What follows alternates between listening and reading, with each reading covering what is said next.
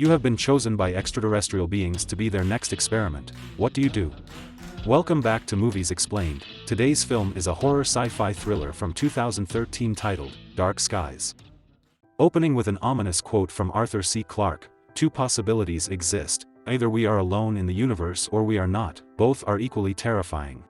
In a beautiful picturesque suburb, we meet what seems to be the perfect American family, couple, Lacey and Daniel Barrett, along with their two sons, Sam, the adventurous and curious younger brother, and Jesse, the teenage older brother who is trying to navigate the world of growing up. They all seem to have a healthy relationship with one another, most notably the two brothers. One evening, the Barretts invite visitors over for a barbecue. While the children play, the parents debate a variety of issues ranging from politics to mutual relationships. Midnight, the dinner has ended, the guests have all gone home and everybody is exhausted, all having fallen asleep. Lacey wakes up and checks in on the kids, who are deep in their slumber. She goes downstairs and heads to the kitchen to find that their fridge has been ransacked, the food trailing out to the open back door. She investigates and finds nothing, but this incident is just the beginning of many more to come. The next day, we find out that the Barretts are just like any other family despite the image they exude. We find Lacey conflicted on her virtues on selling a house she knows is unfit to be sold, and Daniel struggling to make ends meet, unemployed in search of a new job. To make matters worse, he finds a notice that states that they're falling short on their mortgage payments. Despite everything, he hides all of this from his wife for the sake of not worrying her. The father, society's perceived pillar of stability for any family, is in this case bearing most of the weight and struggling to it that. That evening, we see the effects the previous night has had on Lacey, who now makes sure every door is locked. She heads downstairs after waking up from her sleep and is startled to find an intricate structure made out of junk that spans from the floor to the ceiling. She checks the structure out when Sam appears out of nowhere. She asks her son if he knows who built the structure. Sam replies that it was Sandman, he come to him in his dreams. Lacey, extremely startled, asks if Sandman told him to do this, and Sam tells her that he did it himself before coming to his room. This incident, along with the first, prompts them to have their house investigated by the police. The officer that arrives is understandably skeptical about their claims. As a result of this, they have a burglary alarm installed in the house. Later that night, while watching TV, Daniel brings up the notion of cutting back on cable for a few weeks. Lacey knows that this is uncharacteristic of him and knows something is wrong. She presses him about it, and pretty soon after, Daniel admits that he didn't get the job. The two argue, the brothers on the walkie-talkie overhearing their mumbled voices from their rooms. The psychological torment continues when the alarm goes off at night. Daniel and Lacey scatter around and everything looks normal, so they turn off the alarm. He calls the alarm company to inquire about what happened. They tell him that it must be a technical malfunction because every single sensor in the house was set off. As Daniel informs Lacey of this, Lacey begins to stare in horror at their living room, realizing that every single picture has been removed from its frame. They have the authorities investigate the next day, as well as a technician from the alarm company. The technician concludes that no break-in has occurred, and the police officer, the same one who investigated the other night, brings up the possibility of it being the children's doing. Lacey and Daniel consult their children about the matter. Jesse vehemently claims none of this is his doing since he was asleep at the time. Sam, on the other hand, remains silent. When Lacey asks him if he had the Sandman dream again, Sam tells his mom that he's not allowed to tell anyone. This causes Daniel to freak out and search Sam's room for the photos. The following day at the park, Sam plays with his friends while Daniel chats with his friend from the barbecue. He asks Daniel about Sam seeing a therapist, but Daniel denies it in fear of being judged. Their conversation is cut short when Sam pees his pants and all the other kids start laughing at him. Daniel runs to his aid. He asks Sam what's wrong, trying to help him shake it off. He remains unresponsive when suddenly, he shrieks, seemingly unprovoked. Back at home, while Lacey cleans up Sam's room, she finds a drawing containing a dark, slender figure holding the hands of what seems to be Sam's stick figure counterpart. Suddenly, a bird slams into the window. Lacey goes to check when a flock of them starts slamming into the house. Later, a cleanup crew cleans up the mess while Kevin Ratner, Jesse's bad influence of a friend, poking and prodding on the dead birds that surround them. Daniel requests from the woman assessing the area that they figure this problem out since they already have enough on their plate and they don't need this to add to the list. Lacey and Daniel ask Sam about the incident at the playground. Sam replies he remembers walking over to play with the other kids, then he wasn't himself anymore. This obviously is a cause for concern for the Barretts, who finally decide to seek professional help. That night, Lacey wakes and hears Sam speaking to someone in his room. She walks in to investigate and finds the slender figure looming over his bed. Terrified, she switches the light on, and it's gone, along with Sam. Daniel and Lacey rush out of their house to find Sam standing shirtless in the front yard. He once again is under the control of something as he persists to be unresponsive to Daniel's attempt of snapping him out of it. Suddenly, he does come back to his senses, asking his father why they're outside.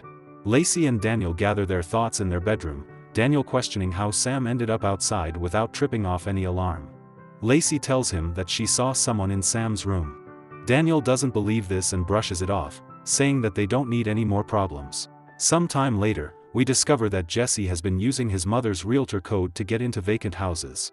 This seems like an innocent way of getting some space for himself, but his true intentions come to light when Kevin arrives with 2 girls and weed.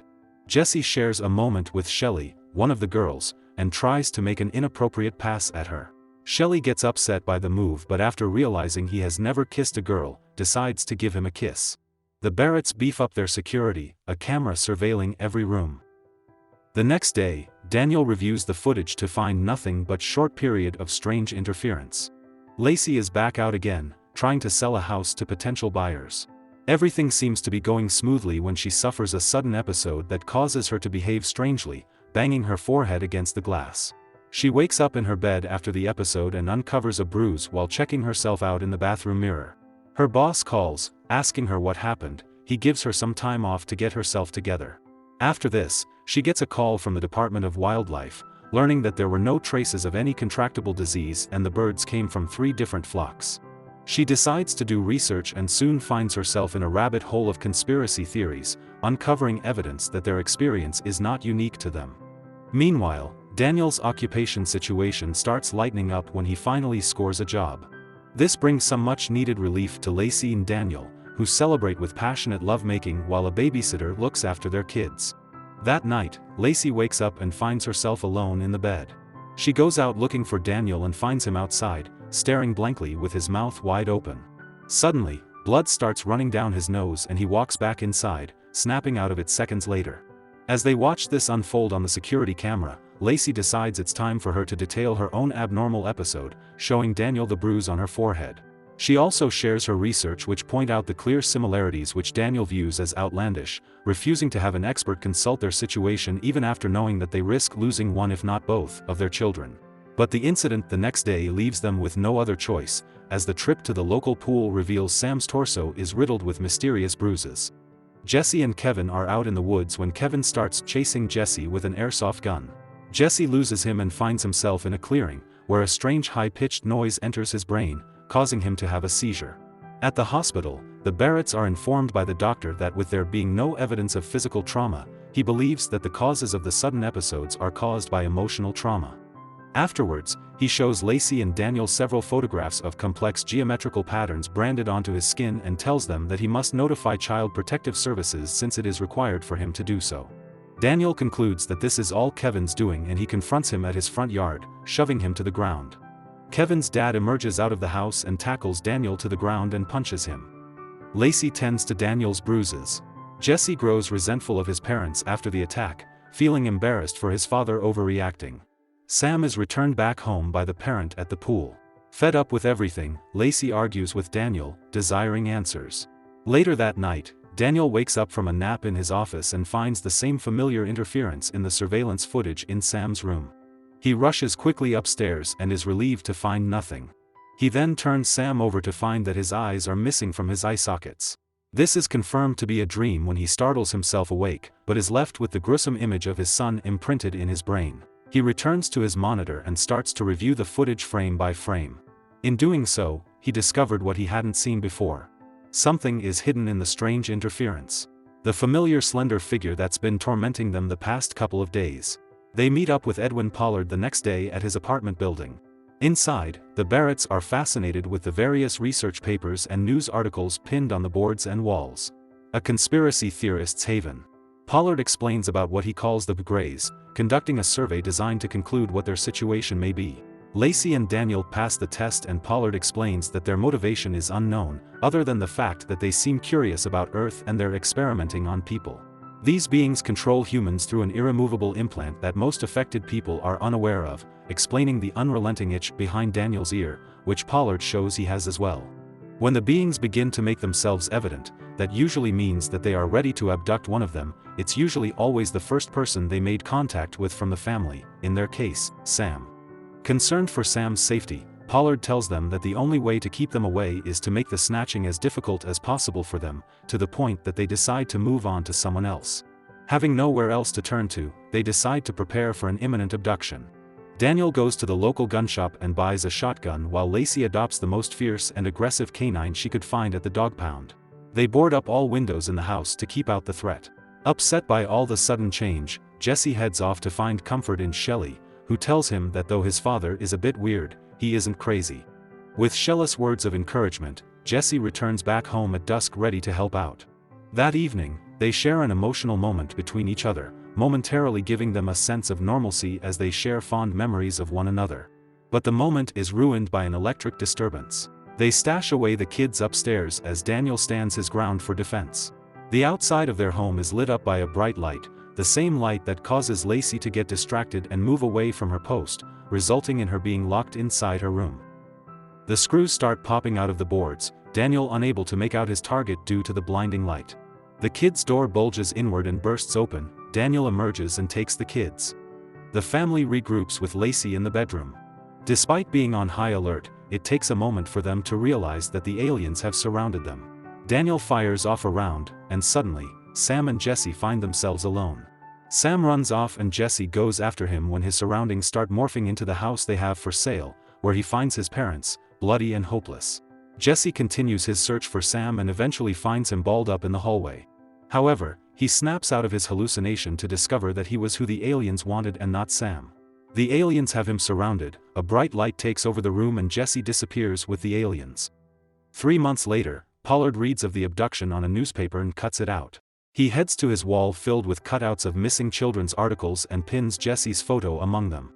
The Barretts now live in an apartment, having moved out of their previous house. Their apartment is filled with moving boxes and is starting to share a resemblance with Pollard's, as several missing child posters cover the walls. Lacey goes through a box of Jesse's things in the kids' room, and finds several of Jesse's drawings, and realizes that Jesse was who the aliens made the first contact with years ago. Turns out, ever since then, the aliens have been pursuing him, shown in the multiple sketches of him in different stages of his life. As Sam is going through his box, they hear static from the walkie-talkies. Lacey and Sam are spooked. He approaches and answers it, and through the static hears unintelligible voices. That sounds like Jesse. Thanks for watching, like and subscribe for more videos.